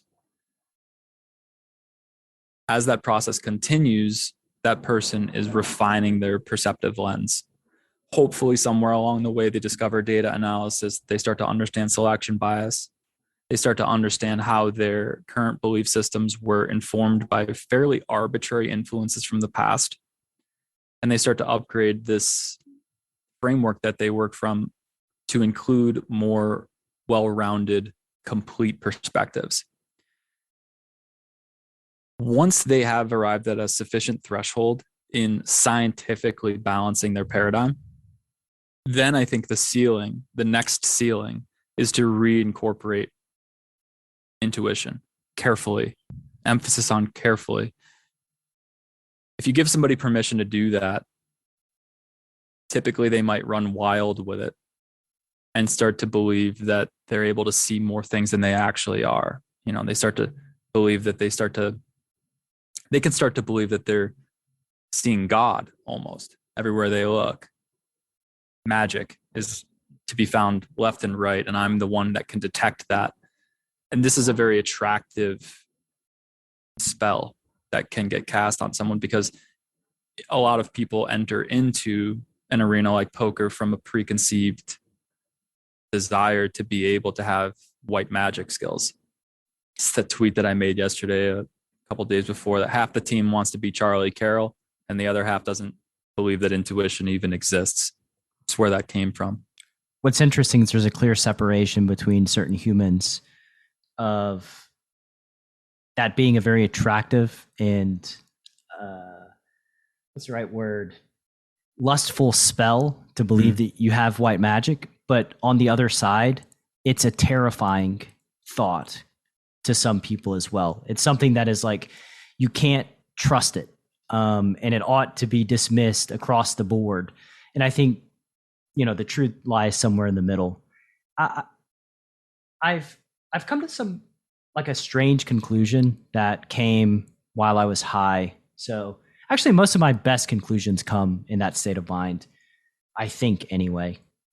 Maybe some of the worst ones, but I don't pay attention to those. Oh, I'm all about that. So let's hear it. So basically, I realized that like soul reading, when we say soul read, which by the way is just a great phrasing, whoever came up with that, I think is like just genius for the language that they use there. But it's recognizing that your opponent only has one combination of hands when they take the specific lines and action and you put all the data points together, they only have one thing. Like that is the essence of a soul read. And I've just given myself permission that whenever I genuinely believe that I'm soul reading someone, to just act on it. Mm-hmm. And most of the time it works out well and my read is accurate. But again, it stems from a lot of trust in myself. I just find that like when I trust myself in those spots, it tends to go well. And I think a lot of people, even the highest level players, there was a hand that comes to mind that I've spoken about before that Jason Kuhn played in a tournament where he had ace queen of diamonds, flop was like jack 10x, a 3-bet pot. They were the 2 chip leaders. He ended up winning the tournament, I believe. And the tournament was a queen of diamonds and he had the ace of diamonds. And villain checks, he bets, and villain check raise all in. And almost immediately, Jason Kuhn was like, what? Like what? Like what? Like king of diamonds 10, king of diamonds jack, which was the exact hand that villain had. And that was like very fascinating to me that he recognized it instantly and then pulled back and ended up folding anyway. It was just very interesting that you nailed the hand and then you still fold, which to me is like, yeah, it just is representative of a very high level thinking player that in that instance didn't trust the soul read, because the soul read is, pretty tenuous. It's a very shaky place to be. Absolutely. There is a really neat progression that I think happens as you get better and better in any performance industry, but let's talk poker. The beginning player, the noob, walks into a hand and he's putting his opponent on a single hand. Then you advance and you learn how to put someone on a range and you learn to think probabilistically. They could have this spectrum of things at any given time. That has a high ceiling. And that's the methodology that we train with, that I would say most successful coaches in the industry train with. You can't be a good player unless you arrive at that probabilistic capacity for ranging. Start to look at it in terms of he might be slightly over bluffing in this spot. It's never like he's bluffing every time. Then there's an even higher ceiling, which is not talked about. I think I did read something that Jason Su wrote. He called it sample of one. First time I really heard this described, where the highest paradigm is to then go back once again and recognize, just as the beginner entered from, that the opponent actually only has one hand in this exact moment. So it's this very weird simplicity on the other side of complexity. That theme was described in Pat's podcast, where you end up back at level 1, but it's actually level 3. You can reincorporate whatever data points are informing you of the soul read, but hopefully you're also doing it in a probabilistic way. And then what does that look like in practice? Well, it looks like having pattern recognition for what someone has looked like in the past when they have shown bluffs. And then the degree to which you can match that up. My friend Blake calls this a concealment strategy. It's one of the things that I pay the most attention to, especially in large pots on the river. In live play, if you can match someone's concealment strategy, there's literal points of edge to be gained there in bluff catching situations, where you now have the opportunity to bluff catch into a concealment strategy that matches up with a pattern of behavior that you've seen that player show a bluff with in the past. The better you can get at that, the more you can incorporate this highest ceiling, this sample of one ceiling back into your decision-making process. So I think it's just interesting that, often people say that like beginners do stuff that really advanced players do. I would say beginners do, and they're often doing them for the wrong reasons, or they don't have a stable decision-making process for them. Not really pattern recognizable to them. There's no refined calibration. You get to a very high level though, and you can incorporate these soul reading type factors, but you're still doing it probabilistically. You're still reeling yourself back in by being like humble enough to say, how confident am I really that what I'm seeing is influencing this player's bluffing frequency in this spot? And so what we arrive at is a new spectrum, a new dimension of edge. You said multidimensional earlier at some point. I think that's what this is. Live gives you another dimension of data points entirely that you can factor into your analysis. So you can find some calls where you might have otherwise folded, or vice versa. Yeah, as you gain experience and knowledge and ability, your ability to notice and analyze data points and prioritize data points improves to the point that in some instances against some very specific players, when they take very specific actions, it culminates in, oh, I kind of know what you have here, because there's only one type of hand that you play given all of these factors that are kind of that we've analyzed. And I mean, again, I'm not I'm not like ripping Jason Kuhn ever. He's actually, like, him coming on the podcast changed the way that I think about poker just in the hour that we spoke together, because he said something that was very impactful. And it was, when you understand what poker is, you can play any game well.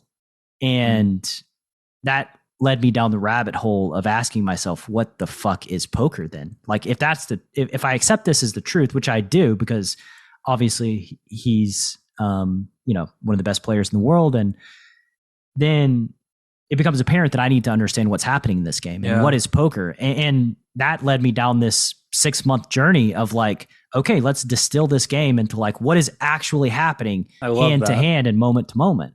I love that. So what did you come up with? In one sentence, what is poker? Oh God, I don't know.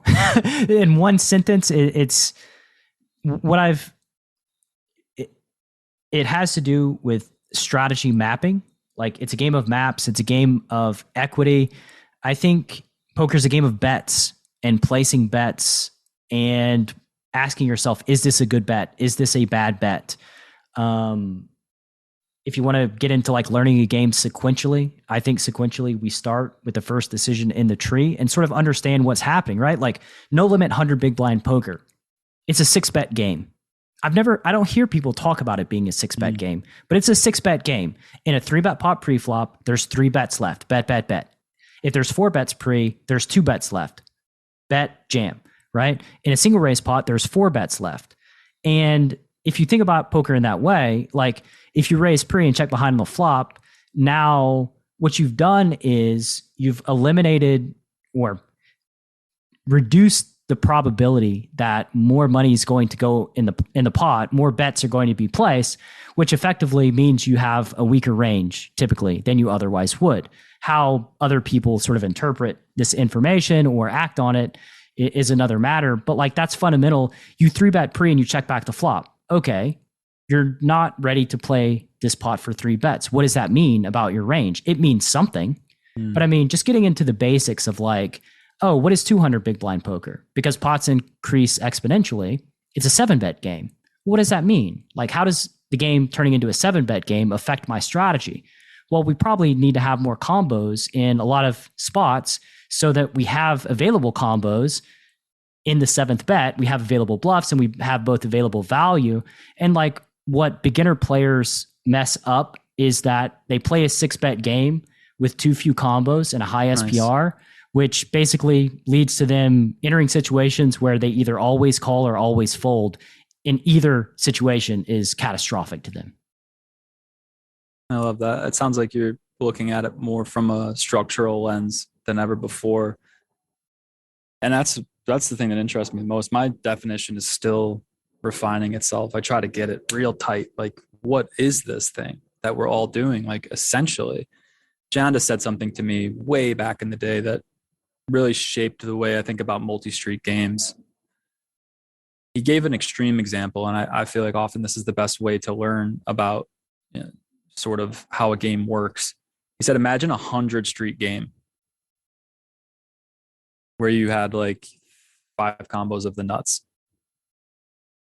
or even 2 combos, 1 combo of the nuts.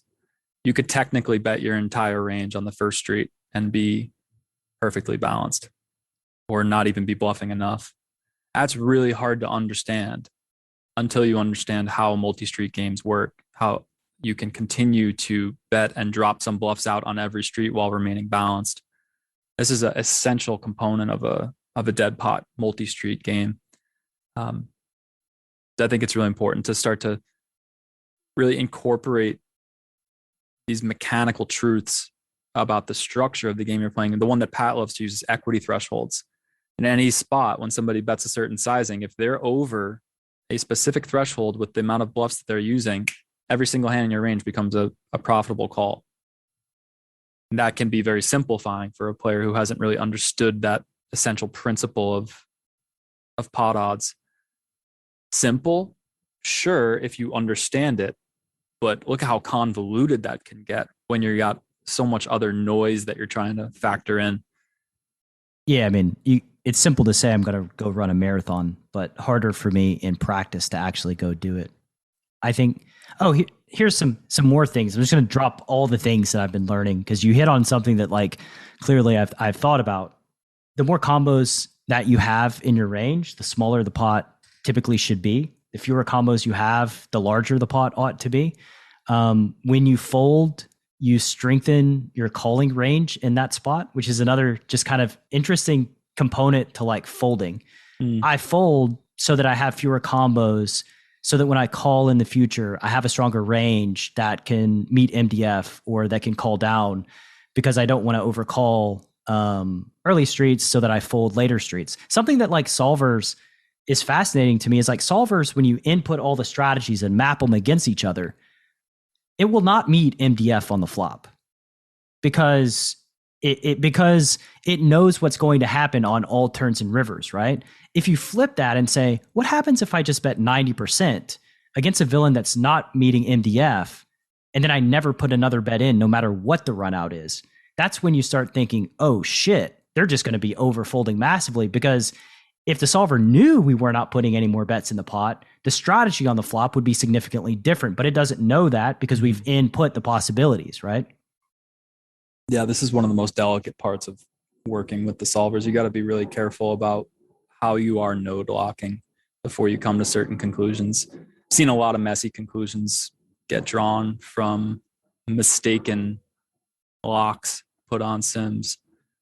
Well, that's another thing. How does a solver work? What's happening within a solver, right? Like, how do we understand this? This is another thing I've invested lots of energy into. And there's a Tactical Tuesday spot where the solver wanted John to jam a bottom pair plus a flush draw on the turn, right? And I couldn't make sense of it. I was like, why does it want you to jam this hand? Like, I don't understand. Until I realized, oh, solver's mapping equities. Solver needs us to have a 25% equity jam here on the turn so that villain can't just overfold versus our jams, because that's a very exploitative strategy. And it kind of clicked like, oh, this is what solver does everywhere. Like, it's mapping out equities. And that was really another sort of thing that I've come to understand and learn about poker, is that like our hands in lots of places are red herrings. What matters most is the equity of our range and how we're playing that equity as a strategy. And then if you break that down, you can use that in pretty much any poker game you play when you think about it in terms of equity versus equity and how your range, wants to utilize that equity. Yeah, there's nothing more satisfying than when you feel like you've really discovered a pattern that holds true in the way that solver behaves.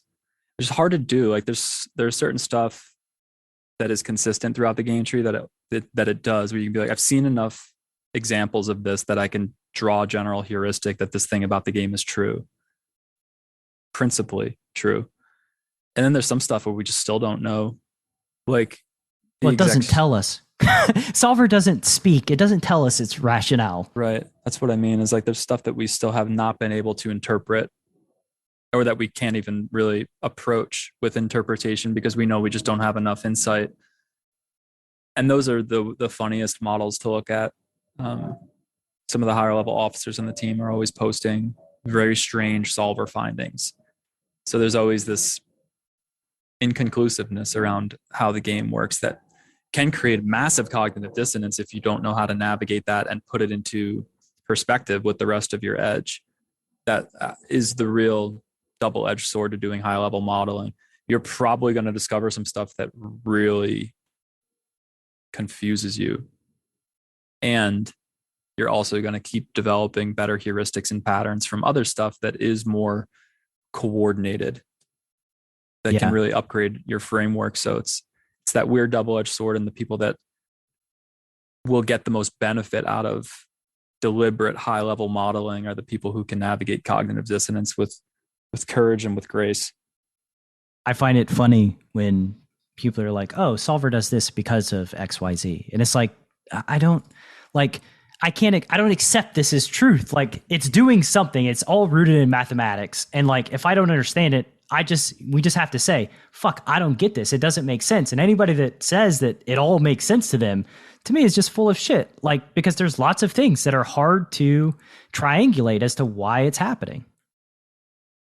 Yeah, what you're probably picking up on there is that when that person behaves certainly about solver reasoning, it's actually a projection of their own reasoning around the spot applied to solver's thought process, which we know it has none.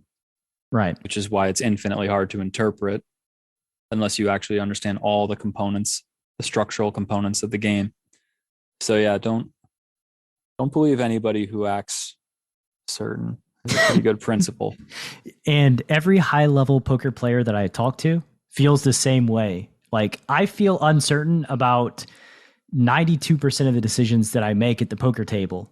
And that's the reality is, like, I'm always asking, could I have understood something better? Did I miss something? Why is this happening the way that it is? And that's just how I've always operated. And it just seems to me that the most successful people in poker accept that uncertainty and are willing to dive deep and be like, yeah, I accept that I don't know what's going on all the time. I mean, look at the Galfond versus Perkins Twitch stream, which was like a great insight into Galfond's mind of like saying, I don't know 200 times while he's playing heads up against Perkins. I don't know. I think this is it, but I don't really know.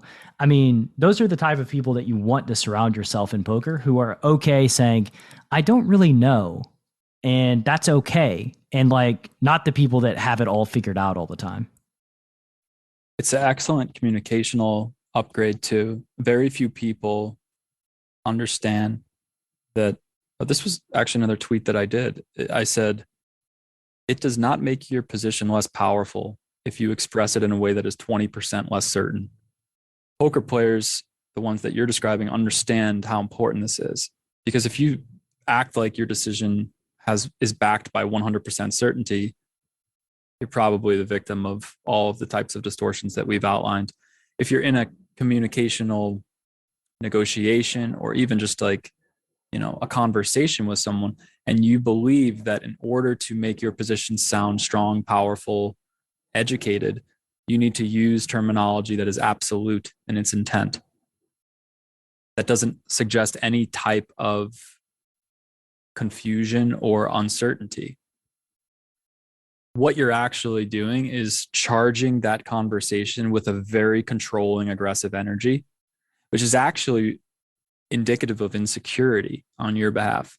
Because now, if I'm in a conversation with somebody who's doing that, what I am able to energetically translate that as is, this person is very uncomfortable with being uncertain, and they are already uncertain, which is why they need to front as if they're certain. So this person becomes less credible just by their energetic blueprint in this conversation. You start to read things like that, and it's such a macro understanding. Some people that might be very abstract, but you get enough reps in, go through enough iterations of communication, and you start to see this thing is true. People who behave in a certain fashion, no pun intended, tend to be operating from less grounded positions. Take it to the poker arena now. Somebody bluffs the river after using very seamless, confident timing, but sometimes there's a very compensatory energy behind that timing sequence. And this is subtle. Sometimes that can be real confidence, but other times there's some sort of drift in the energy that occurs, some sort of riff. That's the word, where you can tell this is not true confidence. This is compensating for something. What would this be compensating for? Probably the fact that they don't have the hand that they're trying to represent. Okay, but I don't want to have total certainty around my read being true. So I'll assign some sort of gradient frequency for my tell being legitimate. And now I arrive at maybe a different decision point depending on the confidence of my read. But you see how it's always being filtered and refiltered through confidence intervals. Nothing is ever 100%. I suppose if he turns the cookie next to his ear right in front of your face, then you can go ahead and read souls. But yeah, then again, there's another podcast. I'm just going to keep talking about Sam Harris, but he did a podcast on physical space and how we move through the world and nonverbal communication. I can't remember the exact episode, but it really clicked with me. They did this experiment where just by looking at hands, touching, going for a beverage, you could tell whether they were taking the beverage for themselves or pouring it for someone else, or what their intent was, right? And there was talking about how if I describe to you directionally where to go, I use my arms to point and gesture and show you go down that road, make a left, right? We use those gestures and symbols. And the conversation was about how using those gestures allows us to more effectively communicate. And human beings oftentimes don't even pay attention to the words you're speaking, but pay more attention to your body language and your gestures.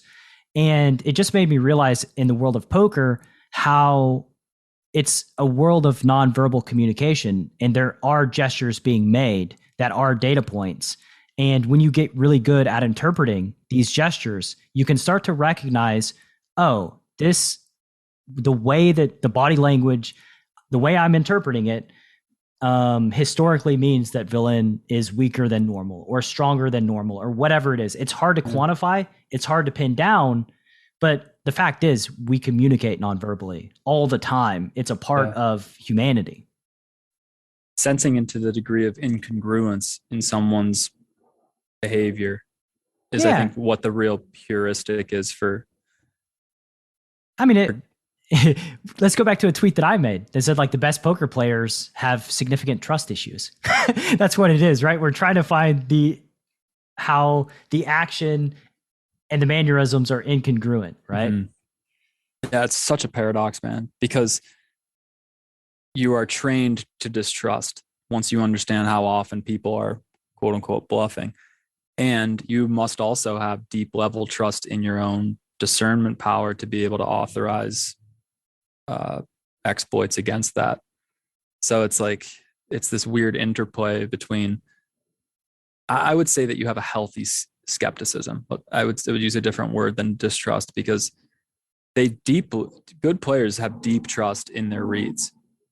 They have a healthy skepticism for the fact that you're in an environment where people are constantly trying to pull one over on you, as in poker is in life. Yeah. Anyway, we could go down the rabbit hole. We already have, but let's, how you feel about wrapping up? Send in the listener to whatever it is you're working on these days. Beyond Poker, I checked the uploads. Have we uploaded recently?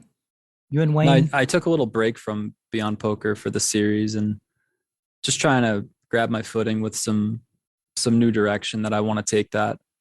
Been feeling like I'm kind of in definitely a transitional period. So generally I don't really want to put much content out while that's happening. But I would say the thing that's interesting me the most at this point is this new paradigm of trusting intuition. I'm going to be careful with wording here, specifically for guys that are interested in working with Detox Elite up at the top of like the high stakes level that we have. The program is specifically designed for high stakes competitors who are looking to move to nosebleeds. When I think about the ideal applicant for that program, I think of myself before I went the direction that I did, which was I basically stopped competing at the 10-20 level after I had good results. And I decided to build the Detox CFP company.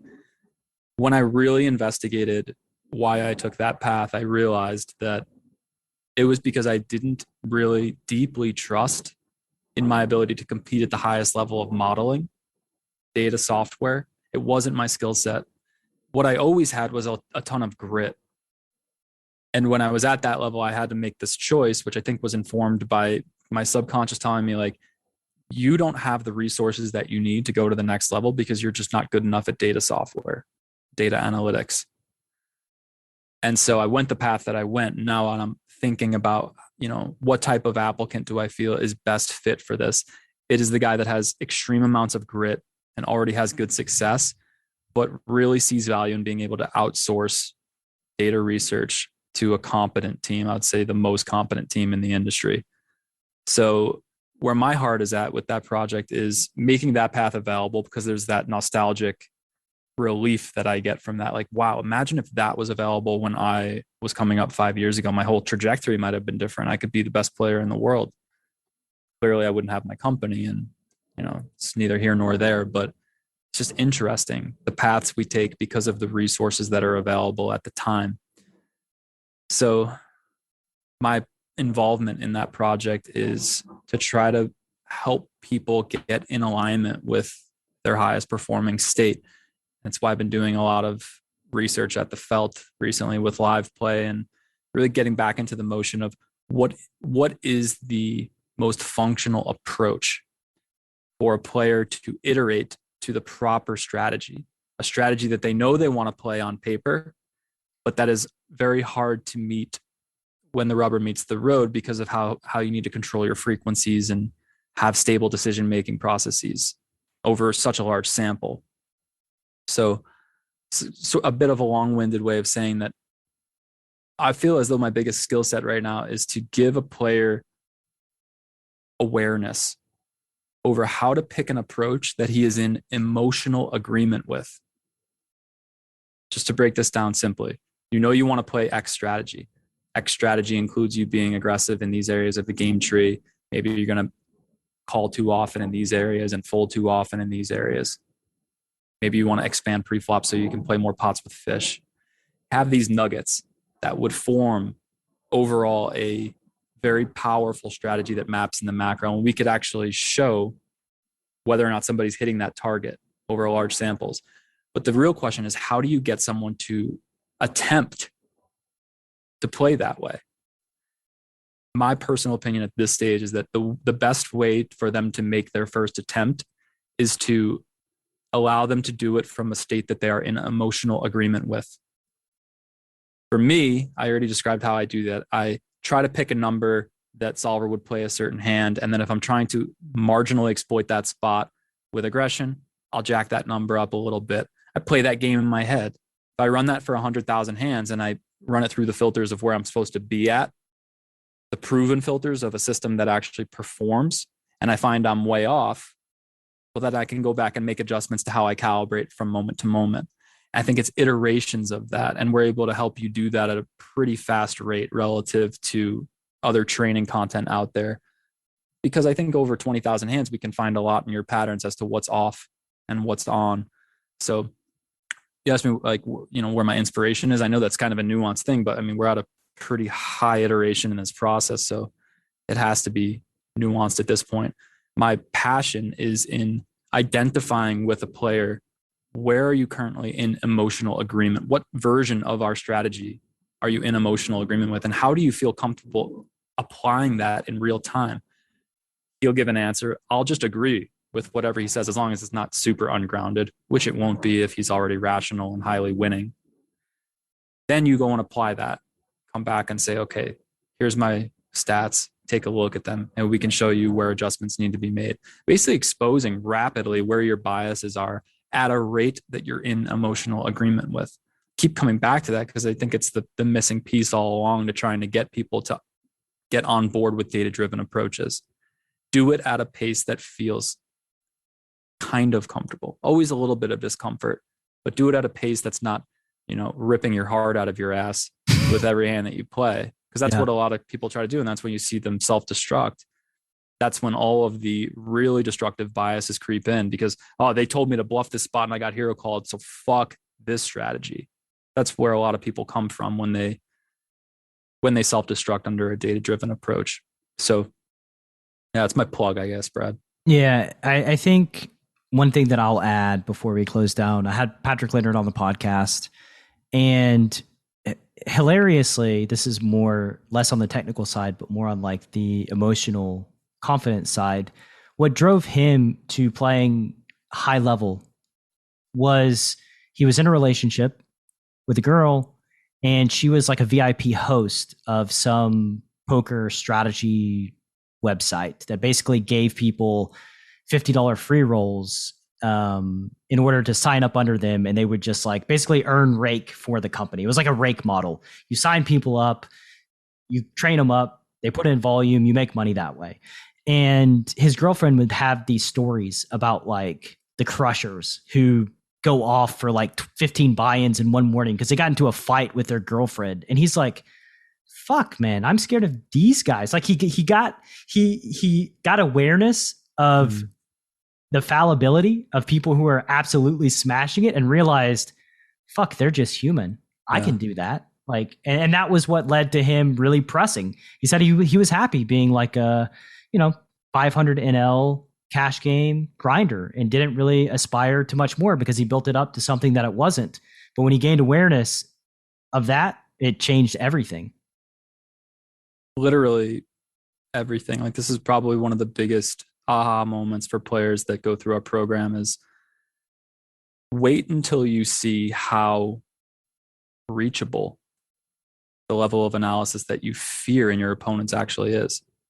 Wait until you see how ungrounded many parts of their analysis actually are and how simple it is to replicate a winning approach if you just get on board with certain heuristics. That's really the gift that I would love to give to the poker community at large, is like to release you from this prison of believing that your opponent knows more than you do. And actually, I have one more tweet because you said something.